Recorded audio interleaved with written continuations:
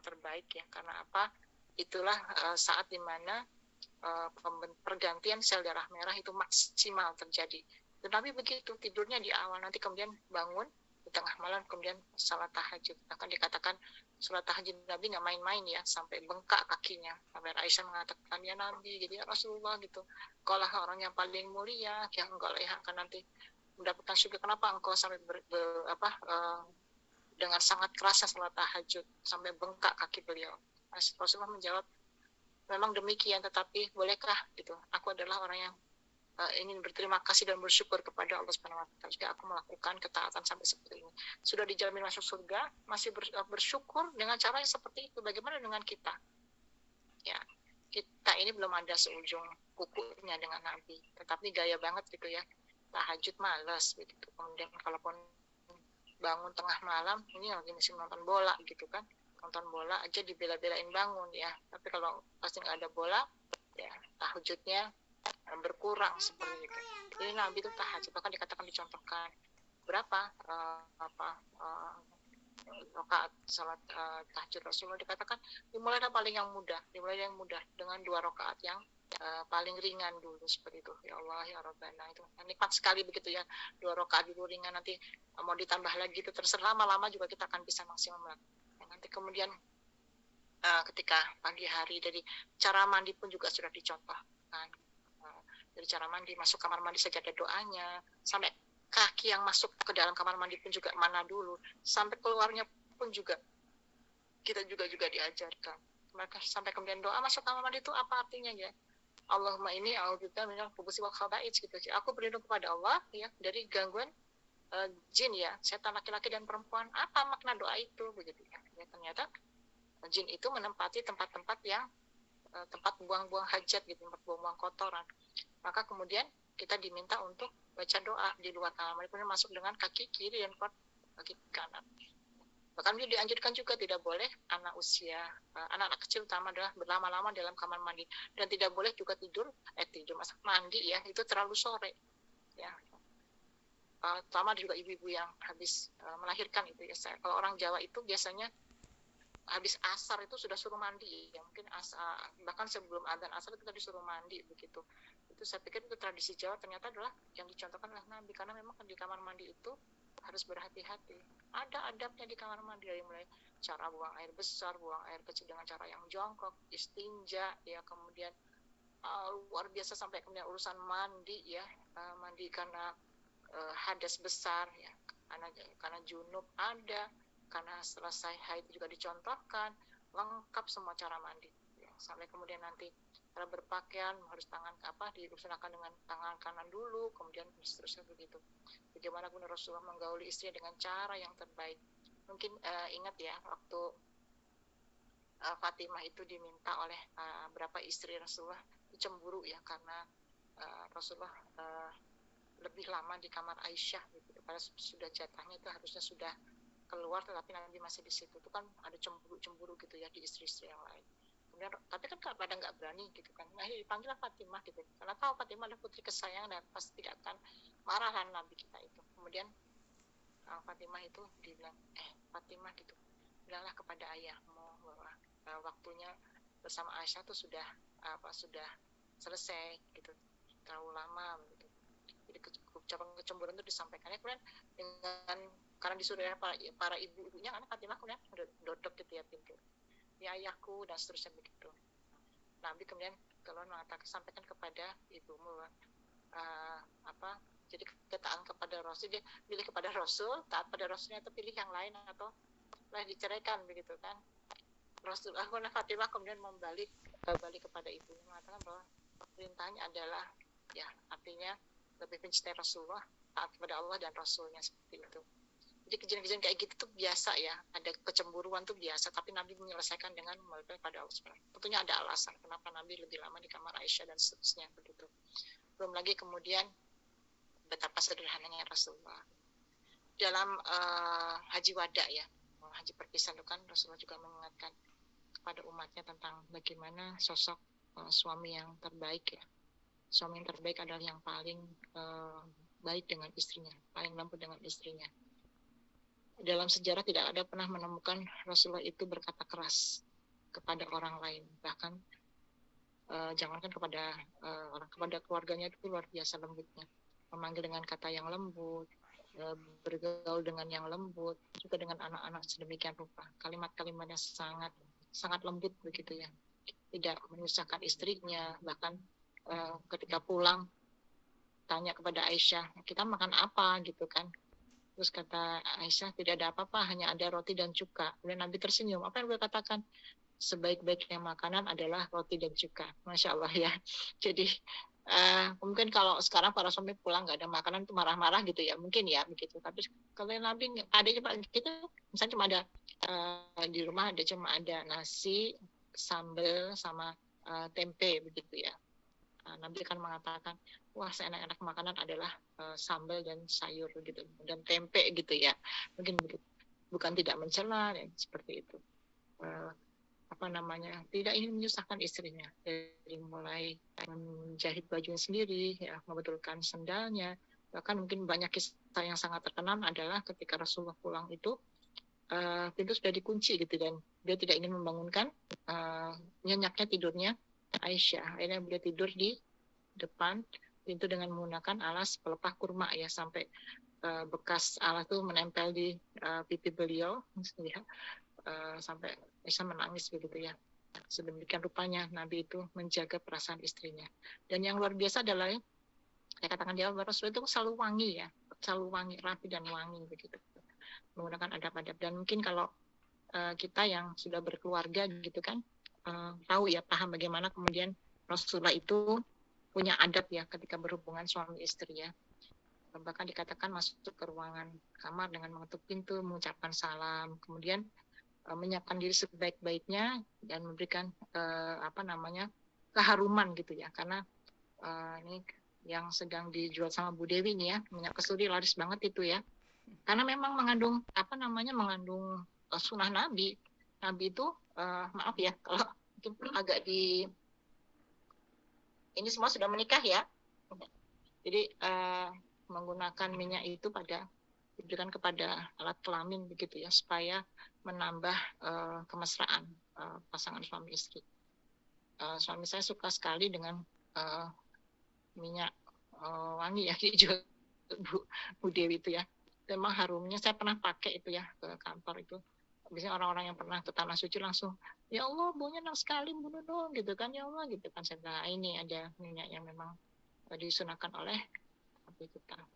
Kemudian betapa lembutnya beliau ketika berhubungan dengan istrinya begitu, para istrinya menunggu istrinya dengan cara yang paling terbaik begitu. Terus kemudian yang lain cara makan, cara berbicara, Masya Allah ya. Mungkin ada baiknya memang ya kita membaca buku bagaimana keseharian Nabi kita, sehingga rasanya itu tidak ada celah sedikit pun ya dalam kehidupan beliau, bahkan memberikan satu rasa yang sangat begitu. Jadi kalau kita bersolat Allahumma sholli ala sayyidina Muhammad wa ala ali sayyidina Muhammad, di sini ada getaran-getaran di dada begitu, betapa rindu kepada Rasulullah dan ingin segera untuk bertemu begitu. Alangkah manusia itu kadang-kadang kurang bersyukur ya, bagaimana Rasulullah ketika akan meninggal dunia dia mengatakan umati begitu. Jadi khawatir betul dengan kita. Bagaimana nanti nasib umatku sepeninggal beliau. Ketika ada beliau, para sahabat bisa bertanya begitu. Ya Rasulullah, ini bolehkah, itu bolehkah? Bagaimana Rasulullah, semua bisa diadukan kepada Rasulullah SAW. Tapi kalau sekarang begitu sudah zaman sahabat, ya sahabat meninggal, ya tabiin dan seterusnya sampai ke kita, Rasulullah sudah memikirkan begitu ya. Kasihan sekali umatku, jauh denganku, aku sudah tidak ada. Bagaimana dengan mereka? Dan sampai saat ini Rasulullah akan terus menunggu di akhirat kelak, terutama adalah di satu telaga ya, telaga Kautsar ya, di mana setiap nanti umat Rasulullah yang meminum di telaga itu maka tidak akan pernah haus selamanya, dan dia menunggu di situ, menunggu kita untuk bisa bertemu dengannya.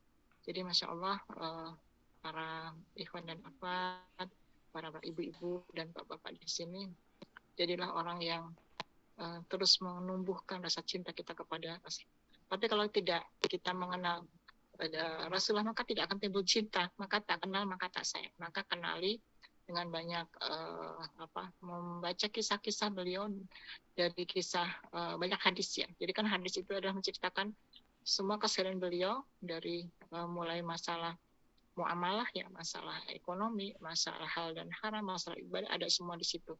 Sehingga kemudian jadi PR kita untuk membaca dan juga mengaji kitab-kitab tentang hadis ya, agar kita tahu cara yang benar yang dicontohkan oleh Rasulullah SAW. Cara sholat beliau, bagaimana letakkan tangan ya, kemudian ketika sujud, ketika duduk di antara dua sujud dan seterusnya, itu kan di banyak hadis disebutkan cara sholat yang benar. Lalu lagi cara-cara bagaimana berdoanya Rasulullah, cara berdoa, doa-doa yang diajarkan, sampai kemudian urusan dengan para istrinya, dengan anak-anaknya. Ya. Kalau misalnya Rasulullah itu mendidik anak-anaknya, kan Rasulullah mengatakan bahwa maka disarikan, disimpulkan begitu bagaimana cara Rasulullah mendidik anak-anak itu kan, yang adalah pertama adalah bab keteladanan ya. Jadi Rasulullah itu memberikan satu poin agar anak-anak kita menjadi anak-anak yang saleh dan salihah ya, dengan keteladanan. Ibda binafsi, kita mulai dari kedua orang tuanya dulu. Bagaimana mungkin anak kita itu akan menjadi baik, akan salih dan salihah kalau kemudian kita sendiri sebagai orang tuanya tidak memberikan keteladanan dalam kehidupan begitu. Karena anak itu kan seperti ada pepatah mengatakan bahwa buah jatuh tidak jauh dari pohonnya ya. Kalau bahasa Jawanya plek ketiplek gitu ya dengan orang tuanya. Dan kalau dalam ilmu kesehatan jiwa itu, anak-anak itu sejak kecil, kita semua ya itu punya namanya mirror neuron. Jadi di bagian ini ya, sebelah sini ya, itu ada namanya saraf cermin namanya, dan itu maksimal sangat kerja sangat maksimal sampai usia 14 tahun. Maka anak-anak itu kan kalau cermin itu kan berarti mengaca ya, melihatnya. Siapa yang dilihat adalah orang tuanya. Semuanya akan ditiru, cara tertawanya, bertindak. Jadi kadang-kadang ada anak kok bisa berbohong, siapa yang mengajarkan begitu. Padahal di sekolah itu tidak ada kurikulum berbohong ya. Kenapa anak bisa berbohong? Kenapa anak bisa melakukan hal-hal yang kita anggap tidak baik ya? Contohnya dari mana? Anak itu mencontoh dari kedua orang tuanya, dari lingkungan rumahnya, lingkungan yang terdekat dari dia yang dia rekam serekam-rekamnya gitu. Jadi semuanya direkam, 100% direkam. Dan otak itu tidak punya sistem menghapus ya, jadi itu terus tersimpan. Ini saya dapatkan ketika saya ikut ada pelatihan ya, yang ngisi itu dokter kesehatan jiwa gitu, menjelaskan tentang bagaimana fungsi otak ya. Saya agak merinding itu ketika ada yang namanya mirror neuron ya, jadi saraf cermin yang mereka merekam semua kegiatan yang ada pada dia, bahkan sejak dalam kandungan itu sudah direkam semua sampai maksimal itu 14 tahun. Maka kemudian ketika anak-anak sudah di atas mungkin usia SMP, SMA, sudah terbentuk karakternya, biasanya agak sulit untuk dirubah ya, karena sudah mendarah daging dan lekat begitu. Makanya penting bagi di sini yang peserta webinar yang memiliki anak-anak pada usia-usia tersebut untuk berikan keteladanan seperti Rasulullah dalam didik anak-anak. Teladannya mutlak nomor 1 ya. Jadi jangan berharap kita jadi baik kalau tidak bisa memberikan keteladanan. Sekalipun mungkin maaf ya, kalau misalnya ada ayah yang melakukan di depan anak-anaknya baik, tapi kemudian di luar melakukan kemaksiatan. Jangan dikira anak tidak merasakan ya. Itu pasti merasakan, dan itu nanti akan jadi musibah bagi anak kita. Saya praktisi pendidikan juga dan konselor pendidikan anak. Ini banyak menemukan kasus-kasus ya. Kayaknya bapaknya baik-baik saja, ternyata kok anaknya kurang baik, ternyata di luar ayahnya melakukan kemaksiatan. Dan itu 2 kasus yang saya temui, dan saya sambil beristighfar ya, astagfirullahaladzim. Kita tidak bisa bersembunyi dari Allah ya. Kita tidak pernah bisa bersembunyi dari apapun, sekalipun kita nampak sebagai seorang ibu yang baik, bapak yang baik, tetapi ketika di luaran sana kita melakukan hal kemaksiatan. Nauzubillah min dzalik begitu. Nabi juga kemudian mengingatkan selain keteladanan juga hal yang namanya adalah pengawasan ya, mengawasi anak-anak dalam pergaulan, dalam belajar dan seterusnya. Pastikan anak kita bisa baca Quran sebelum lulus dari SD.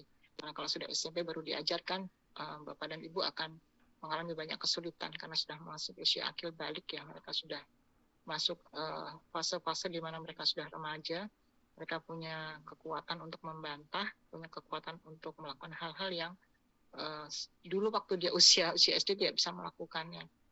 Jadi cukup rumit begitu kalau kita baru mulai kebaikan di usia SMP. Ada pengawasan, ada nasihat ya, ada pembiasaan juga yang dicontohkan Nabi. Nabi itu kan mencontohkan didik anak itu kan luar biasa ya, dibiasakan. Bahkan ketika mengajarkan sholat itu tidak langsung kemudian diperintahkan, baru diajak dulu. Nah, diajak itu kan bisa mau bisa tidak ya. Dan anak-anak itu jadi jangan cepat-cepat lah para orang tua ingin anaknya sholat 5 waktu di usia PAUD ya. Dibiasakan dulu ikut gitu azan, dibiasakan untuk segera ambil air wudhu ya, begitu azan dibiasakan untuk segera untuk melakukan sholat, walaupun kadang-kadang anak kita sholat cuma anteng di rakaat pertama ya, itu tidak masalah karena memang belum wajib ya, tetapi harus dibiasakan berkata baik, dibiasakan untuk menutup aurat sejak dini, dibiasakan untuk menghormati orang tua dan seterusnya. Itu pembiasaan. Dan ternyata adalah Nabi kita memberikan satu contoh mendidik anak adalah dengan memberikan hukuman ya. Itu hukuman kepada anak-anak juga boleh karena itu juga dicontohkan Nabi kita, menghukum dengan cara-cara sesuai dengan usianya, yaitu nanti kalau mau baca lebih lengkap adanya di Prophetic Parenting ya, itu buku Prophetic Parenting bagaimana Rasulullah mendidik anak-anak dengan cara beliau, itu ada di buku Prophetic Parenting terbitan ProU, itu insya Allah satu buku, kita biasanya nyebut buku biru, itu sudah disebutkan Masya Allah ya. Satu lagi referensi bagaimana Nabi mendidik anak-anak adalah Tarbiyatul Awlad fil Islam, Nasi Ulwan ya. Nasi Ulwan itu juga luar biasa ya, itu juga dijelaskan detail sekali. Masya Allah, saya pikir buku itu sampai yang Nasi Ulwan itu 2 jilid ya, tebal-tebal. Saya berpikir begini, betapa beratnya didik anak-anak itu sampai teorinya yang dicontohkan sunnah Nabi itu ada dua jilid tebal-tebal itu. Saya membacanya ketika saya hamil anak pertama itu ya. Ya Allah ya Rabbana gitu ya. Membentuk anak yang salih dan saleh itu ternyata berat ya, sampai kemudian kita harus tahu ilmunya. Makanya Bapak dan Ibu juga harus tahu ilmunya supaya nanti apa yang kita inginkan kepada anak kita itu pada dasarnya kan didik anak untuk meneruskan sujud ya Bapak Ibu ya, bukan untuk menjadi sarjana, bukan untuk menjadi apapun, karena itu juga bisa kita lakukan, bisa juga didapatkan anak kita, tetapi meneruskan sujud kita kepada Allah adalah yang PR yang berat ya, yang harus kita biasakan sejak mereka masih kecil. Saya tanya dulu Bapak moderator, saya masih punya waktu berapa lama?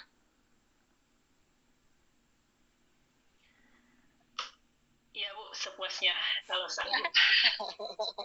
Ya, Iya. Saya lanjutkan. Ini yang terakhir ya. Saya akan ini kisah yang Masya Allah ya, selalu saya ingat-ingat ya, bagaimana lembutnya Nabi kita mendidik anak-anak, terutama di sini ada Fatimah Az-Zahra yang punya banyak sekali hikmah yang kita bisa ambil. Ya. Jadi di sini ceritakan dalam sebuah kisah ya dari Abu Hurairah radhiyallahu anhu yang menceritakan kepada kita bahwa suatu hari Rasulullah SAW itu menemui putrinya Fatimah Az-Zahra. Sampai di rumah Fatimah, kemudian Rasulullah melihat putrinya sedang menangis. Jadi Fatimah sedang menangis begitu. Karena ini putri kesayangan beliau, dia menghampiri begitu, dan duduk di samping Fatimah. Kemudian Rasulullah bertanya, Fatimah, kenapa engkau menangis? Begitu dengan lembutnya. Mudah-mudahan Allah tidak membuat matamu menangis lagi. Masya Allah ya, kalimat sangat lembut dari Nabi kita. Terus apa kata Fatimah? Ayah, aku menangis hanya karena batu penggilingan ini. Aku menangisi kesibukanku setiap hari, datang silih berganti. Jadi Fatimah ini kan putra, kalau sekarang itu putri pemimpin ya, mungkin putri presiden penguasa lah. Hidup dengan sederhana, bersuamikan Ali, orang sederhana pula, dan memiliki anak Hasan dan Husain. Jadi sibuk sekali. Mungkin di sini peserta di sini yang jadi ibu bisa merasakan ya, tanpa ada yang membantu begitu kan.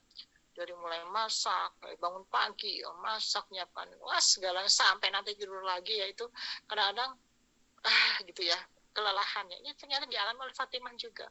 Sampai nangis malah ya. Jadi Fatimah ini menggiling gandum ya, menggiling biji gandum untuk dijadikan tepung, setelah itu dijadikan roti. Kalau kita mungkin tinggal beli beras begitu ya, tidak ikut prosesi dari mulai menanam, itu kan urusan Pak Tani ya. Jadi kalau Fatimah ini sampai biji gandum itu kemudian digiling ya. Kemudian apa namanya, Fatimah bilang gini lagi, ayah gitu kan, demi kemuliaanmu mintalah kepada Ali. Jadi nggak berani bilang sama suaminya, jadi minta Rasulullah yang bilang, mintalah kepada Ali supaya membelikan aku seorang budak, minta pembantu gitu ya, untuk membantu pekerjaan-pekerjaanku, untuk membuat tepung dan menyelesaikan pekerjaan rumah gitu. Jadi sampai tangannya lecet ya, kalau ngambil air sampai pundaknya itu juga lecet-lecet. Ini kemanjaan Fatimah kepada Nabi ya. Ya ayah, tolong dong bilang sama Ali gitu, kalau mungkin sekarang ya, tolong carikan pembantu supaya apa, pekerjaan rumahku ini tidak berat gitu, aku capek gitu ya, mungkin kalau kita mengadu begitu kalau sekarang. Kemudian Rasulullah setelah mendengar aduan putrinya Fatimah, kemudian Rasulullah tuh berdiri dan kemudian duduk di dekat penggilingan gandum itu. Apa kata Nabi? Putriku, kalau Allah berkehendak, hai Fatimah, niscaya batu penggilingannya akan berputar dengan sendirinya. Jadi kalau Nabi itu mau mohon pada Allah agar itu batu penggilingan itu berputar sendiri, niscaya Allah akan kabulkan. Tapi apa kata Nabi? Tetapi Allah berkehendak padamu, mencatat kebaikan-kebaikanmu untuk dirimu dan menghapus keburukan-keburukanmu serta mengangkat derajatmu. Jadi kelelahan membuat tepung kemudian jadi roti itu disampaikan oleh Nabi. Jadi kalau aku mau, ini aku mohon pada Allah, gilingan ini bisa bergerak, tapi ternyata Allah berkehendak kepadamu bahwa setiap yang kau lakukannya akan dikatakan Allah mencatat setiap kebaikanmu untuk dirimu, menghapuskan keburukanmu, serta apa? Mengangkat derajatmu. Mungkin kalau kita sibuk di dapur tuh ya, laku gitu kan, aduh capek banget ya Allah gitu. Inilah kisah inilah ya. Ternyata kalau kita ngurus makanan buat keluarga itu ternyata juga mengandung pahala yang luar biasa. Tidak sampai di situ, Rasulullah masih mengatakan lagi, hei Fatimah, seorang istri yang membuatkan tepung untuk suami dan anak-anaknya, Allah mencatat baginya memperoleh pahala dari setiap biji yang digiling dan menghapus keburukanmu serta meninggikan derajatnya. Itu ditambah lagi sama Nabi. Jadi kalau setiap biji yang digiling gitu, kemudian dibuat tepung dan dibuat makan untuk suami dan anaknya, maka setiap biji itu akan dikatakan menghapus keburukannya. Kalau yang digiling ada 100 biji, 100 kebaikan yang ditambahkan. Kita menanak nasi ya, berapa beras mungkin kalau gitu kan ya. Kalau kita kan tidak seberat itu ya. Tetapi di sini keikhlasan dalam mengurus memasak begitu ya untuk keluarga. Tambah lagi, hei Fatimah, ini Nabi masih mengatakan, hei Fatimah, seorang istri yang berkeringat di atas penggilingan karena membuatkan bahan makanan untuk suaminya, Allah memisahkan antara dirinya dan neraka sejauh 7 hasta. Ini kata Nabi. Coba merinding nggak ibu-ibu? Urusan masak saja sampai begitu. Ya, jadi sampai berkeringat, sampai apa dia katakan, hei Fatimah, kamu giling biji kemudian jadi tepung, bikin roti, diniatkan untuk suami dan anak, maka dikatakan Allah akan memisahkanmu sepanjang 7 hasta dari neraka. Masya Allah. La haula wala quwata illa billah. Ada lagi nih, ibu-ibu dengerin ya Bu ya. Hei Fatimah, seorang istri yang meminyaki rambut anak-anaknya dan menyisirkan rambut mereka dan mencuci baju mereka, Allah mencatat untuknya seperti memperoleh pahala orang yang memberi makan 1000 orang yang kelaparan dan memberikan baju kepada mendapatkan pahala memberikan baju kepada 1000 orang yang tidak memiliki pakaian. Itu baru nyisirin rambut anak ya. Pahalanya sudah sebanyak itu. Hai Fatimah, ada lagi seorang istri yang mencegah kebutuhan tetangganya, Allah kelak akan mencegahnya, tidak memberi kesempatan baginya untuk minum air dari telaga Kausar pada hari kiamat. Ini nasihat Rasulullah kepada Fatimah tentang tetangganya, berbaik-baik kepada tetangga. Ya, jadi kalau ada yang butuh apa dibantu begitu, maka kelak Allah tidak maksudnya memberikan kesempatan untuk bisa minum telaga Kausar. Tapi kalau kemudian kita tidak baik kepada tetangga, ya, dikatakan di sini mencegah ya kebutuhan tetangganya, tidak membantu kepada tetangganya, Maka dikatakan, maka kelak tidak mendapatkan kesempatan minum di telaga Kausar. Masya Allah. Dan dari semua itu adalah yang terkena ridho suami terhadap istrinya. Sekiranya suamimu meridhoimu, tentu aku tidak akan mendoakan dirimu. Bukanlah engkau mengerti Fatimah bahwa keridhaan suami itu bagian dari keridhaan Allah. Dan kebencian suami merupakan bagian dari kebencian Allah. Ini agak banyak ya yang diberikan kepada Fatimah. Yang terakhir aja deh ya. Hai Fatimah, bila seorang istri sedang mengandung anaknya, maka para malaikat akan memohonkan ampunan untuknya. Dari setiap hari dirinya dicatat memperoleh 1000 kebaikan dan 1000 keburukannya dihapus selama 9 bulan. Jadi ini kabar yang luar biasa bagi ibu-ibu yang sedang hamil ya, dengan penuh keikhlasan. Setiap harinya ibu-ibu akan didoakan oleh para malaikat, akan dihapuskan 1000 keburukan dan ditambahkan 1000 pahala kebaikan kepada orang-orang yang ibu-ibu sedang hamil selama 9 bulan. Maka orang hamil itu kalau lihat cantik-cantik ya. Satu kalau lihat ibu-ibu yang solihah itu cantik-cantik kalau hamil ya. Sini kalau ada yang mungkin belum tahu ya, bisa nanya kalau niatkan hamil ya, anak berikutnya begitu. Wah dulu saya belum tahu Umi gitu kan. Sekarang kok saya tahu pahalanya banyak ya, saya tak edisi revisi gitu ya, mau hamil lagi. Terus ditambahkan lagi, ini sudah 9 bulan sakit ini, sampai kata Rasulullah, dan ketika nanti menjelang melahirkan dengan rasa sakit yang luar biasa, maka Allah akan mencatatnya untuknya adalah memperoleh pahala seperti pahalanya orang yang berjihad di jalan Allah. Apabila telah melahirkan dirinya, maka apa hadiahnya? Yaitu adalah dihapuskannya dosa-dosa seorang ibu seperti selembar kertas putih yang tidak ada tulisannya. Bersih, gitu. Dihapuskan seluruh dosanya. Makanya lihat deh, ibu yang baru melahirkan itu. Cantik-cantik, bersih gitu kan. Itu tanda-tanda dosa-dosa sudah dihapuskan itu ya, karena perjuangannya selama 9 bulan dan pada puncaknya adalah jihad dengan melahirkan anaknya dengan penuh rasa sakit yang luar biasa. Belum lagi nanti ketika melayani suaminya juga luar biasa ya. Ini bahkan tersenyum manis di depan suami saja, kata malaikat Nur Rahmat ikut tersenyum kepada istri yang tersenyum kepada suaminya.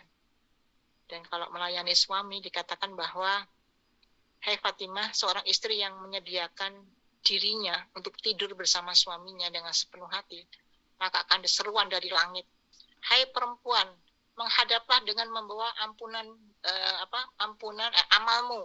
Sungguhnya Allah telah mengampuni dosa-dosamu yang lalu dan akan datang. Luar biasa sekali ya ibu-ibu ya, menyediakan diri untuk bersama suami dengan keikhlasan, sampai ada seruan dari langit, hai perempuan gitu kan, menghadaplah dengan amal-amalmu, sungguhnya Allah mengampuni dosa-dosamu dan yang lalu dan yang akan datang. Hai Fatimah, seorang istri yang meminyaki rambut suaminya, kemudian memangkas kumisnya, memotong kuku-kukunya, Allah akan meminumkan kepadanya dari al-hikim maktum dan dari surga dan sungai yang ada di surga. Bahkan Allah akan meringankan beban sakaratul maut apabila kemudian kita mengurusi suami dengan cara yang terbaik.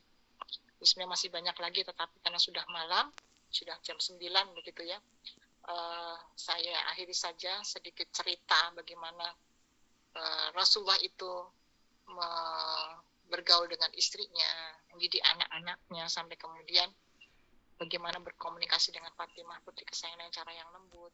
Selalu ujung-ujungnya adalah Allah, Allah, dan Allah. Kalau semua kita kembalikan kepada Allah, maka hidup ini menjadi lebih ringan. Seperti itu. Tidak ada yang namanya berumah tangga itu mudah ya. Pasti dari kita semua akan mengalami banyak kesulitan. Tapi kemudian Rasulullah mencontohkan, maka saya katakan di awal tadi ya, ibadah kepadanya dalam keadaan rujuk, ada ibadah dalam perceraian, ibadah dalam semuanya ya, semua ibadah. Ada rumah tangga yang lancar, ada rumah tangga yang tidak lancar.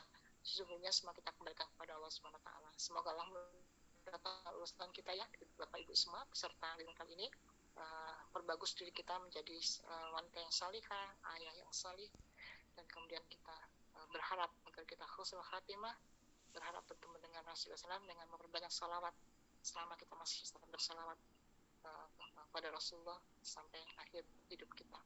Begitu, mohon maaf kekurangan. Sudah jam 9. Assalamualaikum warahmatullahi wabarakatuh.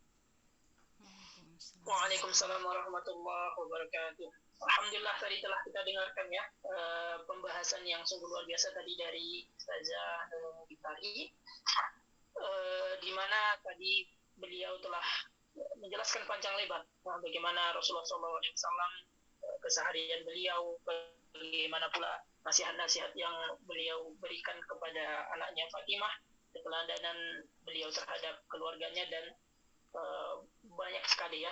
Jadi semoga tadi para peserta punya catatan ya.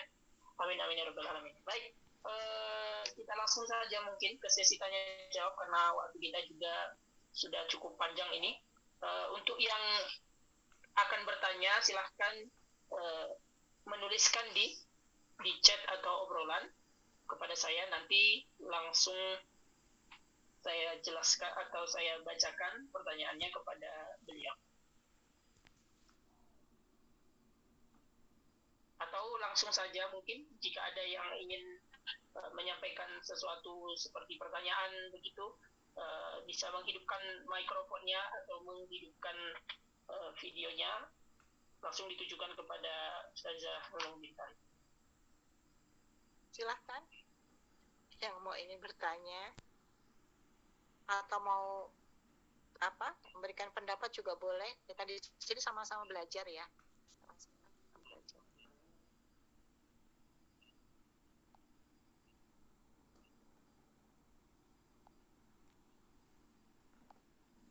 Atau kalau sudah ada yang sudah resen, itu sudah ada yang mau bertanya, monggo. Silahkan Ibu Sartini. Afwan ya, Bu Mila, Ibu Sartini terlebih dahulu. Baik, terima kasih. Maaf sebelumnya saya kamera ini sambil jaga anak. Ya, nggak apa-apa Ibu, santai aja. Ya, terima kasih Ibu. Assalamualaikum warahmatullahi wabarakatuh. Waalaikumsalam warahmatullahi wabarakatuh. Baik, terima kasih atas kesempatan yang diberikan. Pertanyaan langsung saja pertanyaan ya, Bunda. Ya, menarik sekali yang saya dengar. 1 jam, kurang lebih 1 jam pembahasan tentang bagaimana keseharian Rasulullah bersama keluarga. Memang Rasulullah is the best gitu ya, teladan yang sangat-sangat baik bagi kita, apalagi bagi para keluarga begitu. Pertanyaan saya begini Bu,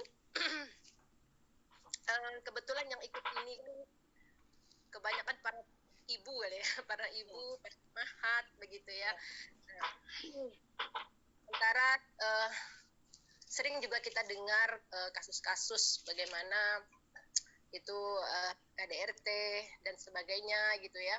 Nah, untuk menyampaikan hal ini kepada gitu kan, supaya kepada suami begitu kan, dengan cara supaya kita tidak menggurui begitu, tidak terkesan menggurui, karena kan kadang kalau yang namanya kita ngasih tahu apalagi dengan kesan menggurui, maka akan bukan baik yang diterima, malah yang tidak baik begitu ya Bu ya.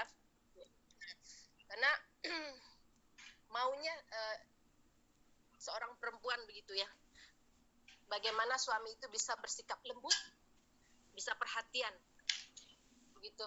Itu yang menurut saya yang paling nyaman begitu ya. Baru berikutnya yang lain-lain lah begitu. Nah, bagaimana kita bisa menyampaikan ini begitu ya Bu ya, kepada suami supaya bisa menyikapi seperti Rasulullah. Karena maaf Ibu ya, banyak juga para suami, para bapak-bapak yang menurut saya mereka taat beribadah begitu kan, mereka paham dengan agama begitu, tapi terkadang masih belum bisa bersikap maaf seperti lembut seperti Rasulullah begitu. Apakah itu karakter atau apa, bagaimana ya, saya tidak paham. Nah, bagaimana cara kita gitu bisa menyikapi itu, dan bagaimana kita sebagai seorang istri juga bisa bersabar begitu dengan keadaan keadaan karakter yang sudah ada pada suami begitu. Itu. Terima kasih Ibu. Ya, sama-sama Ibu Saprini. Ini pertanyaan yang nanti sebenarnya saya bisa kasih materinya ya. Ini jadi dalam membina sebuah rumah tangga itu sebenarnya pintu pertama itu udah dimulai dari suami dulu, bukan dari kita. Ya, dimulai dari suami dulu. Jadi kalau kita mau pakai ayat itu banyak sekali ya perintah-perintah bagi para suami atau qawam itu untuk melakukan banyak hal dalam keluarga. Karena kelak nanti di surat At-Tahrim, ini surat yang sudah sangat populer ya, surat ke-66 ayat 6 bisa disampaikan bahwa wahai orang yang beriman ya ayyuhallazina amanu ya Tuhan husakum wa ahlikum naro ya. Jadi pelihara dirimu dan keluargamu dari api neraka ya. Dikatakan di sini bahwa nanti kelak nanti yang diminta pertanggungjawaban pertama adalah para suami. Jadi suami kita akan berdiri di depan dan akan ditanyakan tentang kewajiban dia kepada istrinya, kepada anak-anaknya, apakah sudah ditunaikan atau belum. Jadi berat sekali sebetulnya, maka dikatakan qawam ya, pemimpin di depan begitu, ditanyakan semuanya. Jadi kalau para lelaki dengan surat At-Tahrim ini sudah bergetar ya Bu ya, karena waduh berat banget ya Bu. Kalau misalnya istri tidak berjilbab ya nanti akan yang mendapatkan azab ya suami. Atau ada misalnya ibu punya anak gadis sudah waktunya berjilbab belum berjilbab, itu nanti yang dipertanyakan di azab nanti adalah ayahnya. Maka ada seorang anak yang kemudian ketika dia pakai jilbab itu dia bilang kepada gini, ayahnya bilang gini, papa aku pakai jilbab karena Allah dan aku sayang kepada papa, kan nanti kalau aku nggak pakai jilbab nanti papa yang diajab sama Allah gitu. Itu ngajarin gurunya di sekolah yang ceritain istrinya, ibunya cerita ke saya. Artinya apa, memang dimulai dari suami dulu, semua dimulai dari suami. Lagi di surat di An-Nisa ayat 19. Nanti Bu saya kasih materinya ya, ini bisa nanti dibaca. Memang tidak mudah ya memberikan satu pengertian kepada para suami, karena kebanyakan memang kajian-kajian itu yang isinya kan ibu-ibu ya. Jadi istri yang solihah, kemudian bapak yang soleh gimana ya. Walaupun sekarang juga sudah banyak kajian-kajian tentang bagaimana peran suami, peran ayah ya di dalam sebuah keluarga itu juga ada. Tetapi kadang-kadang untuk menggerakkan para laki-laki untuk ngaji gitu ya atau tahu itu tidak semudah dengan ibu-ibu. Majelis taklim itu kan kebanyakan ibu-ibu ya. Kalau masih taklim bapak-bapak itu, kalau kita lihat di YouTube yang Ustaz Adi Hidayat itu kan misalnya bapak-bapak gitu ya, yang jadi yang kelasnya gitu. Kalau di kampung-kampung kan kebanyakan kan ibu-ibu, sehingga kemudian ilmu-ilmu berkaitan dengan keluarga itu yang menguasai ibu-ibu. Sehingga tadi seperti ibu katakan, gimana ini ke bapak-bapaknya ya, harusnya kan mereka juga melakukan, maka kemudian ada KDRT dan seterusnya seperti itu. Mungkin di yang paling menarik itu ketika saya sampaikan tadi ya tentang ketika Haji Wada itu ya, saya bacakan ya, Rasulullah bersabda, wahai manusia, sesungguhnya istri kalian mempunyai hak atas kalian sebagaimana kalian mempunyai hak atas mereka. Hak kalian atas mereka adalah tidak boleh mengizinkan orang yang tidak kalian senangi masuk ke dalam rumah kecuali dengan izin kalian. Terlarang bagi mereka melakukan kekejian jika mereka berbuat keji. Bolehlah kalian menahan mereka dan menjauhi tempat tidur mereka dan memukul mereka dengan pukulan yang tidak melukai mereka. Kemudian ditutup dengan bahwa sebaik-baiknya suami adalah yang paling baik dengan istrinya. Banyak ibu sebetulnya hadis-hadis yang menjelaskan tentang beratnya menjadi seorang ayah yang salih, suami yang salih. Sama berarti dengan kita untuk menjadi istri yang salihah. Tetapi kemudian yang sering dikaji adalah wanita. Walaupun nanti dikasih alasan bahwa di neraka nanti yang banyak penghuninya adalah perempuan, gitu kan. Dicontohkan dari yang mulai membantah suami dan seterusnya. Tapi jangan dikira juga para bapak juga sama sebetulnya porsinya ya. Porsinya itu sama. Laki-laki bahkan mungkin kalau nanti di padang mahsyar ya, nanti yang ditanya duluan adalah para qawam, para pemimpin, maksudnya adalah para suami kita semua.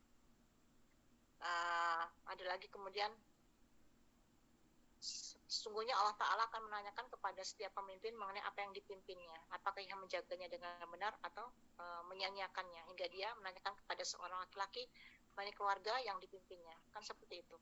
Itu akan diminta pertanggungjawaban, Bu. Cuma kemudian caranya bagaimana, tentunya ini adalah trik dalam berkomunikasi dalam sebuah rumah tangga. Tidak mungkin kita kemudian ayah gitu, harusnya ayah gini-gini, sangat tidak mungkin begitu, karena itu akan sangat menyinggung. Karena yang qawam itu kan pemimpin kan kita bawahan ya, maksudnya yang dipimpin begitu. Tidak mudah pemimpin itu mendapatkan menerima masukan dari yang dipimpin. Ini adalah seni ya dalam berumah tangga, adalah berbicara dengan memberitahu dengan cara yang terbaik. Kalau misalnya kita tidak bisa, maka kita bisa minta orang ketiga untuk menyampaikan kepada suami kita bahwa ada hal-hal yang sebetulnya itu tidak benar. Jadi saat ini saya juga konselor keluarga ya, menangani banyak masalah keluarga, dari yang bisa selamat sampai yang akhirnya tidak selamat ya, misalnya saya bercerai begitu ya. Saya menemukan banyak keadaan ya dalam banyak rumah tangga itu memang dimulai dari suami begitu. Bukan saya karena saya perempuan saya membela perempuan, tidak ya.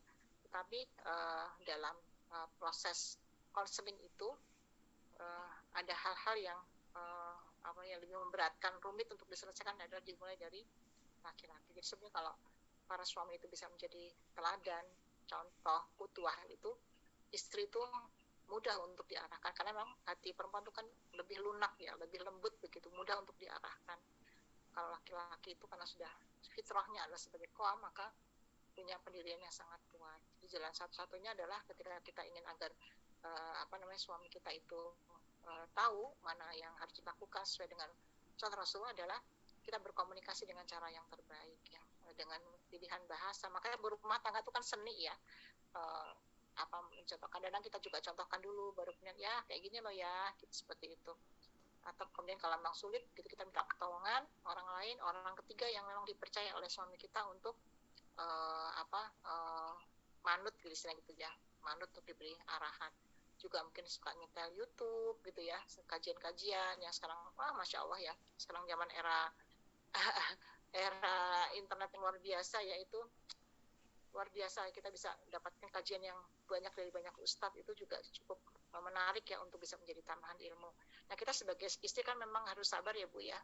Kalau misalnya Bu Nunung enak banget ya ngomong sabar, iya memang sabar itu sesuatu yang mudah dikatakan tapi sangat sulit untuk dilakukan. Tetapi itulah posisi kita yang memang fitrahnya adalah bersabar dalam bersamai suami kita. Bersabar saja saya pada nanti Allah memutuskan begitu ya. Bagi saya secara pribadi memang kita harus betul-betul bisa menempatkan diri pada posisi di mana kita bisa meraih pahala. Kalaupun ada yang misalnya berpisah, itu pun juga karena dengan cara yang terbaik seperti itu, karena kadang memang tidak terhindar ada sebuah perceraian. Tapi Bu, saat ini selama kita bisa untuk bersabar menerima kekurangan suami, kemudian bisa memberikan cara-cara yang terbaik dalam berkomunikasi, insya Allah kita selamat. Pada dasarnya kita ini kuat ya Bu ya, jadi Allah menciptakan kita tuh kuat sekali gitu. Ngurus anak ya kadang tanpa pembantu pun seperti Fatimah Az-Zahra kan kuat begitu. Cuma kemudian kita kadang-kadang terpengaruh juga dengan keadaan posisi suami begitu ya. Maunya papa dibantu suami misalnya gitu, kalau nyuci ya bantuin jemurin lah gitu. Saya pernah dapat nasihat dari seorang jadi ustazah saya begitu. Jadi kalau misalnya kita sedang melakukan banyak pekerjaan rumah tangga, maka ketika suami membantu adalah bagian dari bonus gitu. Kalau suami nggak bantu ya sudah, kita kerjakan tadi di pekerjaan kita, tidak ada pahalanya. Jadi kalau berharap itu bisa kecewa gitu, seperti itu kata ustazah saya. Kalau dipikir benar juga ya gitu. Tapi yang pasti ya bismillah lah. Lakukan yang bisa Bu Satin lakukan. Jika bisa memberikan masukan, berikan masukan. Kalau sulit minta cari bantuan orang ketiga. Ada berbagai macam cara lah. Jadi pintar-pintarnya kita sebagai istri untuk bisa berkomunikasi yang terbaik dengan suami. Tapi ingat posisi suami itu qawam ya Bu ya. Jadi kalau qawam itu tidak bisa seperti kita menasihati anak-anak gitu ya, tidak bisa harus dengan pilihan kata, pilihan bahasa, pilihan-pilihan yang tidak menyinggung beliau ya. Itu memang begitu fitrahnya ya, kita nggak bisa kemudian ayah tuh gitu kan harusnya gini-gini, nggak bisa, pasti ada kemarahan di situ ya. Mungkin gitu ya Bu saat ini ya, semoga bermanfaat, semoga dimudahkan. Barakallahu fiikum. Untuk pertanyaan kedua, silahkan dari Bu Nurmila. Assalamualaikum, maaf Ustazah, nggak bisa pakai kamera ya? Iya. Ya, nggak apa-apa Ibu, suara juga sudah cukup. Nah ini kasus teman saya sih, beliau punya suami, ya. Jadi menikah itu posisi dia sudah janda, terus dapat suami duda. Nah, kan kalau sebelum nikah tuh seakan-akan itu bayangannya kan ya solih lah kayak gitu.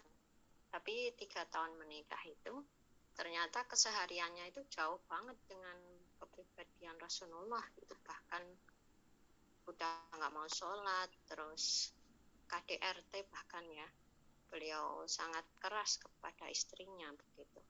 Tapi istri ini berharap Allah akan merubah beliau gitu, terus bersabar sampai berulang lagi KDRT lagi seperti itu terus. Nah itu harus melangkah bagaimana Ustazah istrinya ini? Iya, iya Bu. Kayaknya tidak hanya teman Ibu yang mengalami ya, beberapa kasus saya tangani juga begitu, sama persis begitu. Berharap memiliki suami yang solid. Kalau kita bicara masalah takdir itu ya, bagian tidak ada namanya perjodohan, perpisahan, kecuali dari takdir Allah ya Bu ya. Artinya memang itu garisnya. Cuma kemudian kita menyelesaikannya harus dengan cara-cara yang sesuai dengan apa yang sudah digariskan oleh Allah Subhanahu Wa Taala. Kalau misalnya kemudian dalam berumah tangga terjadi sesuatu yang kemaksiatan, itu kan maksiat ya. Tidak sholat adalah maksiat, dosa besar. Memukul istri juga maksiat. Begitu. Seorang istri berhadapan siapa dengan kemaksiatan suami, maka kemudian nanti ditanyakan kepada istrinya, ya, pada perempuan tersebut, sejauh mana kemudian dia bertahan dengan kemaksiatan suaminya. Kalau kemudian kemaksiatan suaminya itu membuat dia menjadi lebih sabar dan lebih dekat kepada Allah, gitu ya, dia rela, ikhlas, sabar, malah tambah dekat dengan Allah sih nggak masalah, gitu ya. Artinya dia bisa bertahan dengan posisi dia yang dizalimi, gitu. Kan orang dizalimi juga punya satu keutamaan. Tapi kemudian ketika kemaksiatan suami itu membuat dia menjadi justru lemah begitu ya, dalam artian lemah itu dia menjadi tidak bahagia, tidak khusyuk ketika beribadah gitu kan, lebih tersibuki dengan bagaimana caranya bertahan untuk bisa bersama suami. Dekat dengan Allah juga jadi kurang. Apalagi harus dipertahankan masa depan anak-anak. Jadi kalau orang tua itu kan masa depannya udah selesai ya, tapi kalau anak-anak kan masa depannya masih panjang. Mau mana yang diperjuangkan? Masa depan anak atau masa depan suami? Karena memang harus diselamatkan. Jadi betul-betul saya tidak bisa memvonis mana ini bagaimana, tapi diserahkan kepada si ibu tersebut ya, sejauh mana dia bisa bertahan dengan keikhlasannya, tetapi kemudian tidak merusak yang lain-lain ya, karena mungkin kalau dia punya anak, dia akan lihat anaknya, ibunya disakiti, itu kan jadi luka ya, namanya luka pengasuhan itu nanti, lihat kekerasan dilakukan oleh ayahnya dan seterusnya, itu akan memberikan luka dampak psikologis jangka panjang gitu, seperti itu. Ibunya tidak bahagia pun akan terlihat oleh anak tersebut, lihat ibunya disakiti, itu nanti apa ya, kalau dia anak perempuan ya, bisa jadi dia tidak mau menikah karena trauma misalnya lihat ibunya disakiti. Kalau misalnya dia laki-laki itu menjadi benci kepada ayahnya ya, dan punya dendam dan seterusnya. Nah ini yang mengukur adalah si ibu tersebut ya. Kalau emang berharap agar suaminya menjadi baik itu boleh sekali, tapi kemudian kan harus ada batas-batasnya. Maksudnya tadi ya, kalau punya anak, bagaimana kembangan psikologis anak.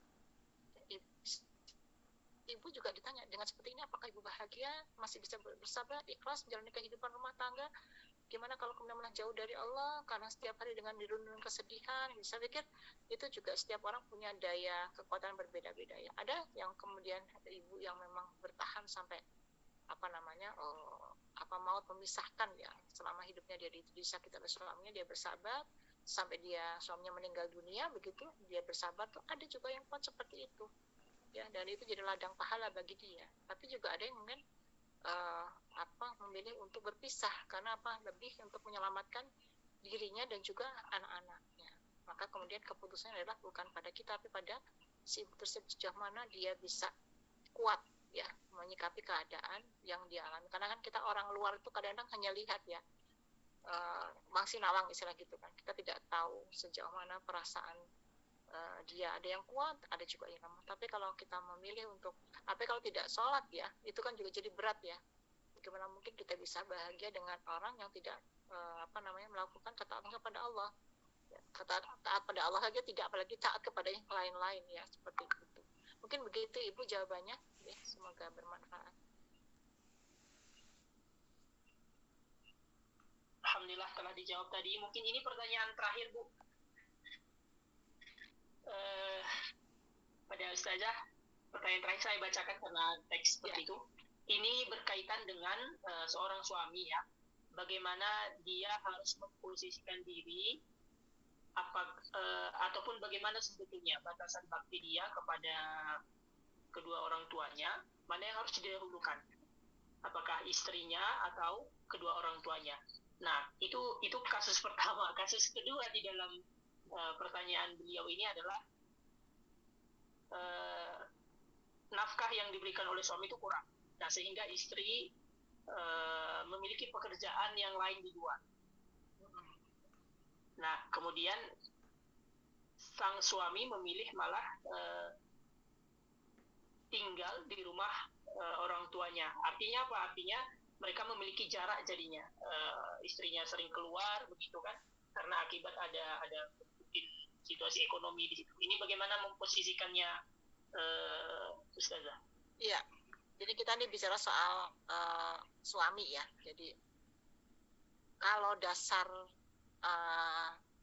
hukumnya memang seorang ayah, seorang laki-laki, seorang suami itu adalah baktinya adalah kepada orang tuanya. Ya. Jadi kita sebagai istri itu kalau kemudian kita ikhlas memberikan kesempatan kepada suami kita berbakti kepada suami yang ladang pahala yang luar biasa. Tapi kemudian kita kembalikan lagi kepada suami sejauh mana. Karena kan laki-laki itu kan harus berdiri di antara istri dan orang tuanya begitu. Dia punya kewajiban kepada istrinya, juga punya kewajiban kepada orang tuanya.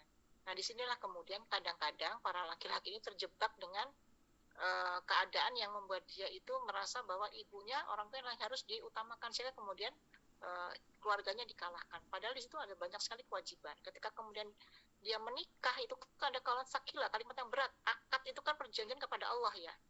Akan melindungi, menafkahi, dan di buku nikah itu kan ada nasihat-nasihat pernikahan itu kan, itu sudah jelas sekali bahwa kemudian ketika dia menikah dia punya kewajiban yang juga utama. Jadi dua-duanya utama, kepada orang tua juga utama, kepada istrinya juga utama. Terus kalau kemudian tadi nafkahnya kurang dan sebagainya, itu bisa disikapi begitu ya. Kalau ini begini, misalnya di sini kan dikatakan belum mampu ya menafkahi yang layak, sehingga kemudian sampai istri harus bekerja untuk memenuhi kebutuhan rumah tangganya. Kemudian kedua orang tuanya masih mampu untuk memenuhi kebutuhan keluarganya, justru masih sering mengurusi. Ini memang rumit ya, karena begini, kadang-kadang itu ada, ini misalnya suami kita itu mengurusi orang tua, itu adalah kewajiban yang utama, memang ya, utama satu, ada utama dua gitu. Tetapi kemudian karena sudah menikah maka harus bisa memposisikan adil begitu ya ke orang tua dan juga kepada keluarganya. Terus kadang-kadang juga kan suami masih punya keluarga, masih punya kakak adik ya, yang juga punya kewajiban yang sama ya. Misalnya suami kita punya adik atau kakak yang juga bisa mengurus keluarganya dan seterusnya lah begitu. Ini masalah-masalah yang banyak nih kayak terjadi di masyarakat. Sekarang gini saja Ibu, jelas kalau posisi suami sampai mengabaikan istri dan anak-anak dalam artian tidak memenuhi nafkahnya gitu, itu jelas ada dosa ya, karena memang kan kewajiban suami memenuhi nafkah keluarga, dosa besar bagi suami yang mengabaikan ya, tidak menjadikan yang utama dan tidak bisa dibanding-bandingkan. Maksudnya gini kan, jadi nggak apa-apa dong, karena kan saya lebih mengutamakan ibu saya, bapak saya, walaupun dikatakan sih mampu gitu ya, masih mampu, tapi dia tetap mengutamakan bapak dan ibu. Ini bukan urusan orang tua masih mampu tidak mampu, tapi urusan bagaimana adil ya dalam memposisikan sebagai seorang anak dari orang tua dan sebagai suami dari keluarga ya. Makanya nggak bisa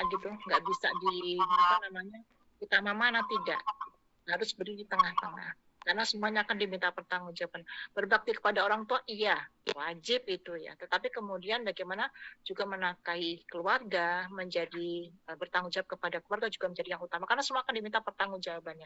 Nggak bisa yang mana lebih utama, yang mana tidak bisa. Itu semua punya kewajiban sendiri-sendiri kepada masing-masing seperti itu.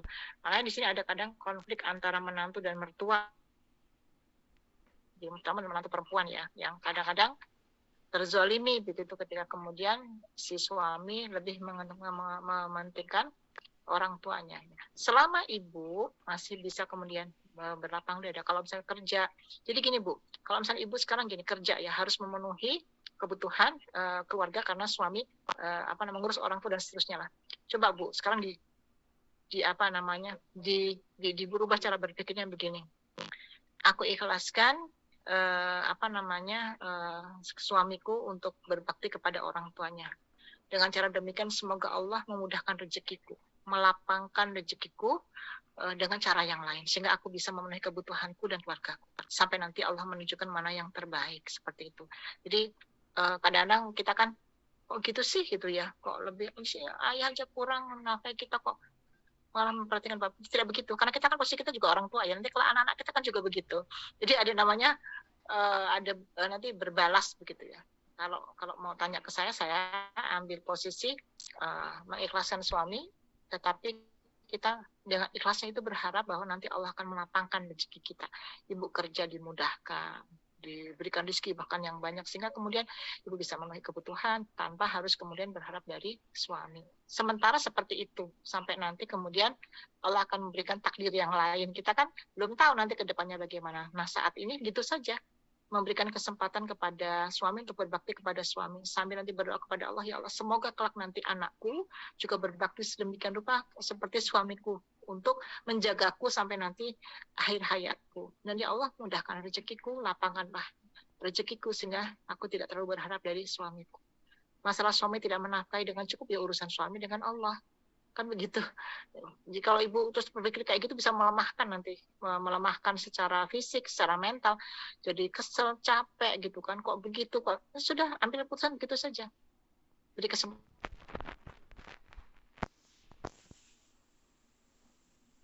bakti anak ya.